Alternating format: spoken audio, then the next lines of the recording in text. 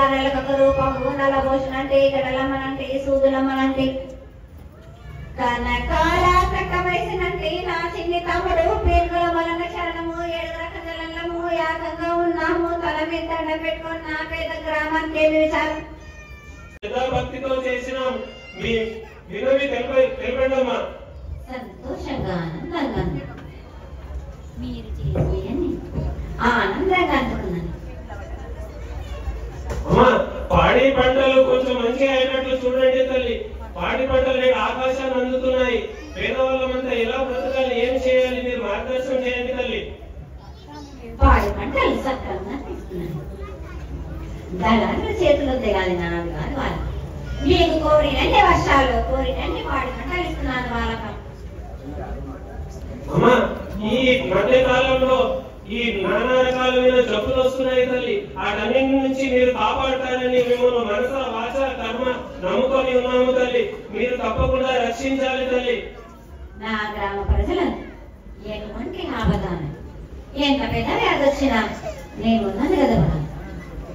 అమ్మా మిమ్మల్ని నమ్ముకొని ఈ బస్తీలో వేరే బస్తీలో ఈ జిల్లాలో వేరే జిల్లా నుంచి ప్రతి ఒక్కరు మీ దగ్గరికి వస్తున్నారమ్మా. మీరు ఆదిలక్ష్మి సంతాన లక్ష్మి అన్ని రకాలుగా కాపాడాలని ప్లస్ కళ్యాణం కావాలని చాలా మంది వస్తున్నారమ్మా. వాళ్ళకి కళ్యాణం అయ్యేటట్టు సంతానం కలిగినట్టు ఆశీర్వదించమని వేడుకుంటున్నానమ్మా. నా వద్దకు వచ్చిన వాళ్ళకు కొంగు బంగారం చేసి పంపిస్తానే కానీ కోరిందల్లా కొంగు బంగారం అయితే నేను ఎవరు అనుకున్నావు రావాలక ముచ్చాలు గోడలు వస్తానన్నాము స్నేహాలమంటారా నేను. అమ్మా ఇక్కడ వచ్చిన ప్రతి భక్తులకి ఎటువంటి ఆపద కలగకుండా మళ్ళీ వాళ్ళంతా యథావిధిగా శక్తితో పూజలు చేయాలని మీరు ఆ శక్తిని ఇవ్వాలని కోరుకుంటున్నాం తల్లి. గ్రామంలోని ప్రజలందరినీ సుఖశాంతగా చూసే వారున్నాని అది కాలకూలినట్టే నామని వల్లకొని వినేవారు. అమ్మా తల్లి ఇంకో చిన్న మాట. ఇప్పుడు ఇక్కడ ఉన్న భక్తులందరికీ ఒకే కుటుంబంలా నడిచేటట్లు ఎవరి మనసులో ఏమున్నా అవన్నీ కోసేసి అందరికీ శ్రద్ధ భక్తి దయా ప్రేమ కలిగినట్టు ఆశీర్వదించమని వేడుకుంటున్నామమ్మా. తప్పనిసరిగా చూసుకునే వారం నాటి వాళ్ళక ఎటువంటిది రానివని నా వద్దకు ఎట్టి విధంగా జరిపించుకోవాలో వాళ్ళ చేతుల మీదుగా తప్పనిసరిగా చేయించుకుంటాను. అమ్మా ఇప్పుడు మేము చేసిన పూజలు మాకు తెలిసినంత మేము చేసాము తల్లి. ఇంకా ఏమన్నా పూజలు చేయాలి అంటే మీరు తెలియజేయమని కోరుకుంటున్నామమ్మా. సంతోషంగా ఆనందంగా అందుకున్నాను.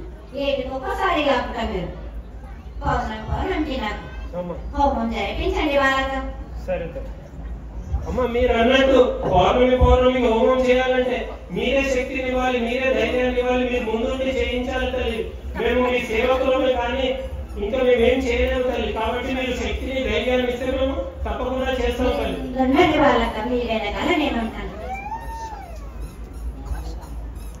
అమ్మా తప్పనిసరిగా ఉంటా వాళ్ళకని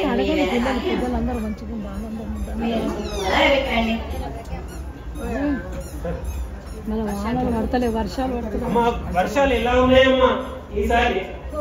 వర్షాలు ఉన్నాయి కానీ మించి మీరు కోరుకోకండి వాళ్ళకి. కోరుకోం తల్లి. అతివృష్టి అనావృష్టి ఏంటంటే చూడకండి తల్లి. మాకు ఎంత కావాలో అంతే ఇవ్వండి తల్లి వర్షాలను. తప్పనిసరిగా